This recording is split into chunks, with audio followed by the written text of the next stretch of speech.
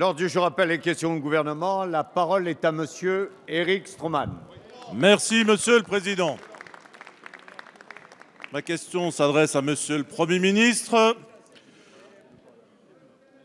qui a affirmé dans cet hémicycle que le peuple alsacien n'existait pas.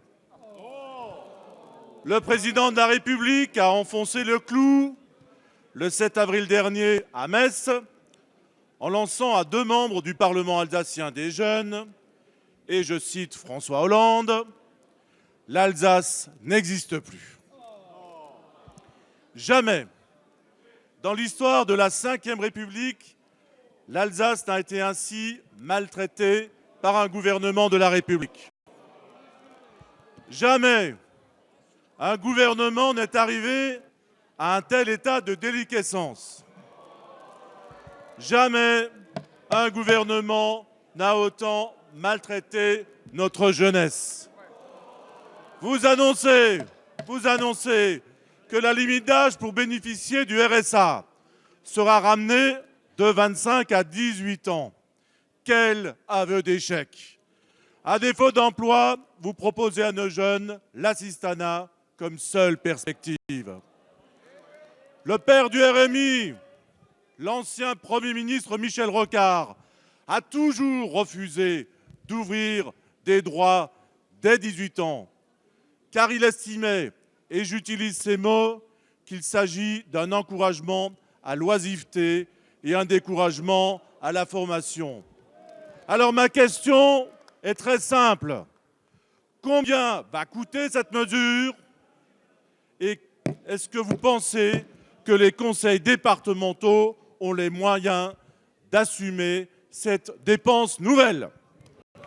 Merci, monsieur Stroman. La parole est à madame Marisol Touraine, ministre des Affaires sociales et de la Santé. Merci, monsieur le Président, mesdames et messieurs députés. Monsieur le député Stroman, à l'évidence, nous ne partageons pas la même conception de la solidarité, la même façon d'aborder la situation des jeunes dans notre pays. Monsieur le député, vous parlez d'assistanat, nous parlons de solidarité. Vous parlez de soutien à des personnes qui n'ont pas besoin d'être accompagnées, nous parlons inclusion et citoyenneté. Et c'est à cela que nous sommes attachés. Et alors que dans la réforme du RSA, que la majorité que vous souteniez en 2008 a volontairement et sciemment laissé de côté les jeunes, en considérant que des jeunes qui travaillent de moins de 25 ans, ne peuvent pas avoir droit au RSA activité, nous avons, en supprimant le RSA activité, instauré la prime d'activité et ce sont d'ores et déjà 400 000 jeunes qui bénéficient de cette prime d'activité et c'est juste.